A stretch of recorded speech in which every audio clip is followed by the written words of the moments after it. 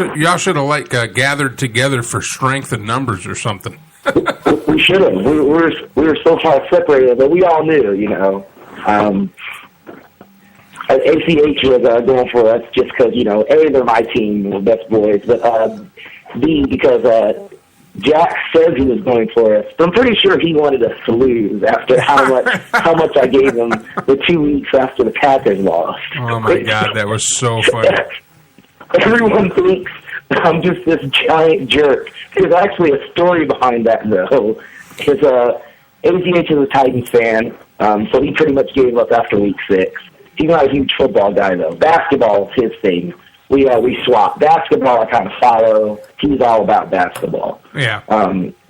So he gave up after week 6. Jameson's a Packers fan. I'm a Pats fan. So, you know, I don't really brag about the Pats just because I think anyone who brags about the Pats just kind of comes off as a prick. It's like, yes, we know they're good. There's no need to, like, go back to it. Jameson Packers fans and Cowboys fans, I think, are the most obnoxious.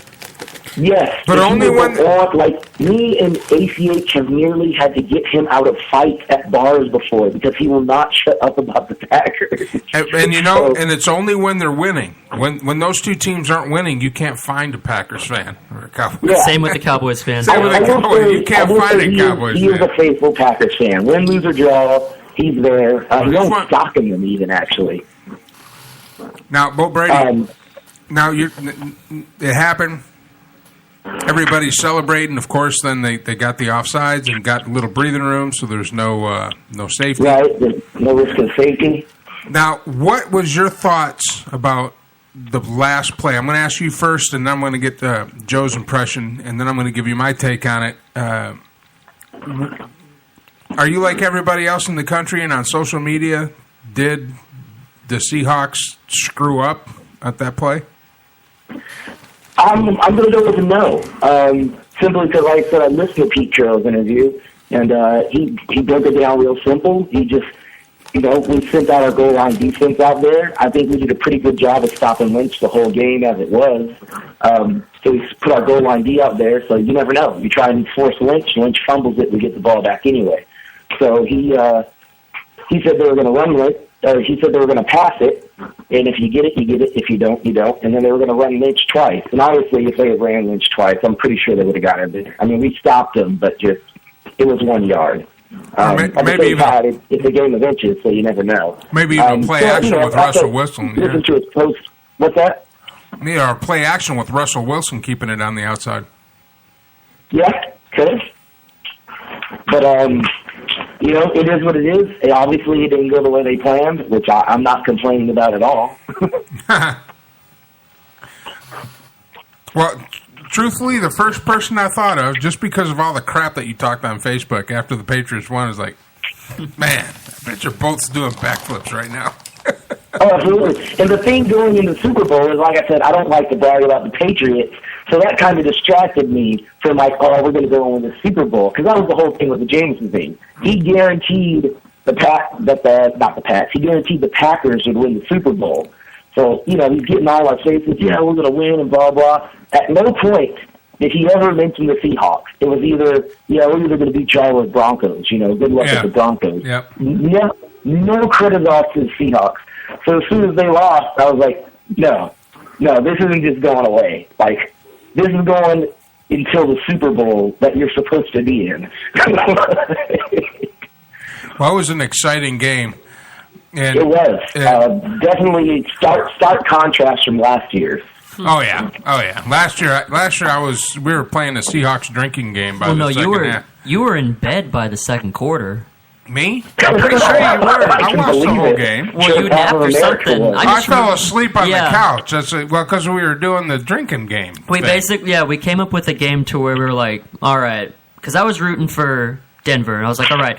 So was I. Yeah, I was like, all right, every time the Broncos screw up, if Peyton Manning throws an interception or if they get picked off or anything like that, we drink. Seattle scores a touchdown, we take a shot. So by halftime, we were we were gone, and I don't even want to get into the second half. So yeah, I really enjoyed this game, but yeah, the end of it, Mike was pretty much the only Patriots fan. I mean, I'm I'm not a fan of either. I really don't like the Patriots. I've come around to liking the Seahawks. I think Russell Wilson's a standout guy, and he's going to go far in the NFL. Oh yeah, and they're going to be back. They will be back. Third year. Oh, Yeah, I know. Russell Wilson's super young. Was his third season? Yeah, he's only 26, so 26, Yeah. third season, 2 Super Bowl appearances, and here's the thing. You know, that was Tom Brady's last one. But we'll talk about that in a minute. But we'll talk about that in a minute. Huggy, what do you think? What are you thinking when you saw that last play and the outcome? I mean, you didn't have a dog in the fight either. Who are you pulling for, first of all? I was pulling definitely for Seattle. If I had to pick a team that I was pulling for, it was Seattle. But, I mean, since I didn't really have a dog in the fight, like you said, I really was impartial. I just really don't like Rob Gronkowski. He's like a meathead. He gets on my nerves. I love him. I love the grunt. He grew on me. I think a big play that hasn't been talked about is the holding call on Butler against Lockett whenever he pulled him and tugged him to the ground, and it had an incomplete pass that easily would have been a first down. Oh, where he grabbed his leg? Yeah. That was in the third quarter or early in the fourth quarter? Yeah, I think it was third quarter when, he fell to the ground and then reached out, grabbed his leg, and tripped him up. Yeah, he tripped him. Yeah, that should have been that was I remember what you're talking about now. Yeah, that should have pretty been bad. And then, I think the stat was 18 times they've ran a pass play on the 1 yard line for a touchdown that had never been intercepted all season. So it was the first time somebody's thrown the ball from the 1 yard line into the end zone and thrown an interception all year. Not the 4, not the 5, the 1 yard line. That's a crazy stat. So that's why he threw the ball. I think it's a terrible decision. They let way too much time run off the clock. It was like first down after that catch, and Marshawn Lynch ran for 9 yards. And then they let 20 seconds run off the clock before they ran that next play, which was the interception. I would have just ran it or spiked it to stop the clock and then tried to run it 3 times. Well, they still had a timeout. So you think it was? So you think it was a bad call? The worst call I've ever seen. Okay, They're running a pick play on the 1 yard line. That's like high school football for these cornerbacks. A pick play on the 1 yard line, I see that coming. The corner's always going to cover the inside. You always cover the inside. That's true. That's true. Stepped over and drove on it. Then you're running that pass play with Lockett, who's actually your third string tight end. Not even a receiver. Your third string tight end, who's crazy athletic. If you want to run that pick play, you run it with Baldwin, who you know is going to go get the ball, or you run it with Matthews, who has a bigger body and has been sure-handed all game. It was a bad call, and it was a bad call with the wrong personnel at wide receiver. Well, here's my take. Well, first of all, where were you watching it, Huggy, since you blew me off? I was watching it with a bunch of impartial fans, and then didn't come to the man cave, really? Super obnoxious. Two Patriots. We have that quality at times. Well, it's not not all. It's not like Eagles fans. And he always wears some stupid Rob Gronkowski shirt. And he'd get on your nerves. You could be Drew Bledsoe. See, that's why you don't like Rob Gronkowski. That kid would get on you don't like Rob Gronkowski because gingers have no souls. That's why. Oh, well, he's one of those two where he wears like a Ketsnevich jersey, like some 1970s jersey. Like I actually care about, like anybody cared about the Patriots in the 1970s. He's one of those people. See, Bolt, this is what you call a bitter Eagles fan. I want you to ask yourself about Corey. Corey, the Patriots fan. Ask him and see what he says. All right. Ask him. All right, here's my take on it. I think it was absolutely the best call. And here's why. It's first down. Okay. It's first down. You had a little over 32 seconds left. You have Marshawn Lynch. You have 3 downs. Right. You don't want to leave 10 seconds on the clock to kick that ball off to Tom Brady. You don't want to have 2 seconds on that clock. You don't want to have any time left on that clock. So I think he was trying to get the clock down to a point where it would just be... Because remember, they were only going to be up by 3.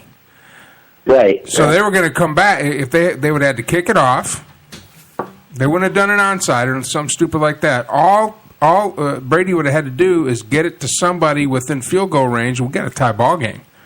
He wanted to win it. First overtime Super Bowl. So, percentage-wise, 90% of the time, that pass is either caught for a touchdown or incomplete. Only 10% of the time is it intercepted. So you throw the ball. If it's complete, you win the game. If it's incomplete, you got 2 more downs and a timeout.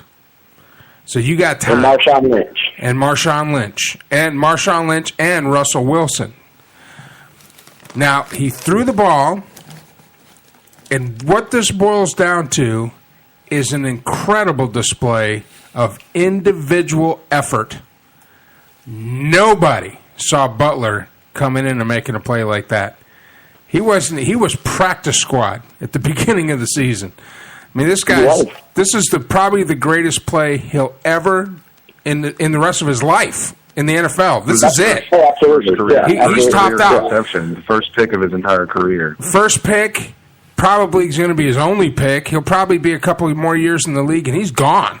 But in that moment, because if he would have missed, it'd have been a touchdown.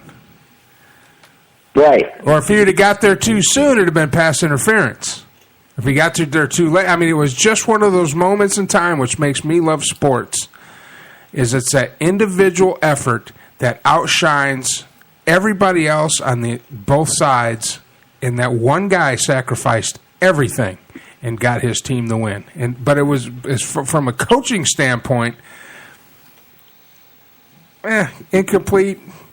We got 2 more shots.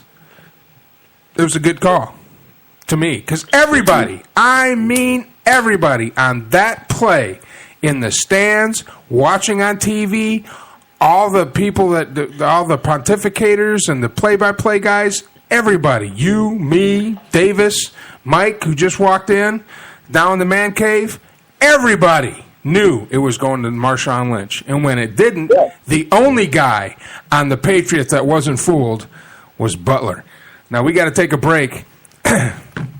When we come back, we'll close it out. Bolt, you still good to stay with us for a little longer? Yeah. I've got 2 more minutes, yeah. Well, we got 5 minutes of commercials, so we'll go ahead and say goodbye. Thank you so much for coming on the show. You got to come on when you have more time, brother. All right, will do. Thanks for having me on. Hey, thank you for coming on. That's Bolt Brady, National Wrestling Alliance professional wrestler in Texas, in St. Louis, based out of St. Louis. He's been in my van a lot, driving back and forth to promotions. Got to know him. Great guy. We have. Keep an eye on him. You're going to see him on TV real soon. Thanks for stopping by, Bolt. Joe, you going to hang around? Thanks for having me on. All right. Nice to meet you guys. Nice to meet you. I'll talk to you soon. All right, later. All right, NWA professional wrestler Bolt Brady. Joe, you going to hang around? Yeah, I got one more break in me. All right, buddy. Let's run through these commercials. That's truck. Yeah. All right, we'll be right back. All right, hang around. We're going to talk about some more NFL stuff. We got Mike just walked in. Mad Mike in the man cave. Yeah, I'm here, I guess. I'm Mike Allen. This is the Armed Radio Global Network. We'll be right back after these messages.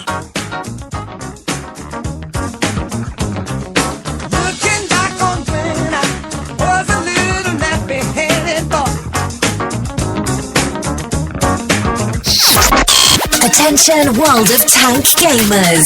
Armed and its affiliated divisions are recruiting entire clans and tankers. Armed, the largest and most progressive gaming community on the World of Tanks gaming platform. Now on 3 servers. To join, visit www.armedtanks.net or #NeedAToaster.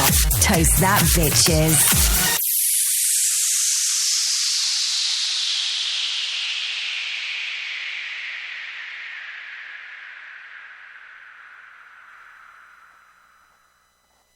Savino Wine Preservation System is wine preservation glassware. Savino is an easy-to-use wine preservation system that allows you to enjoy your favorite wines anytime without waiting for an occasion. Open any bottle with confidence, knowing that you can enjoy the full original flavor of Tuesday's wine on Saturday. For more information, visit us at www.savinowine.com. Today's wine,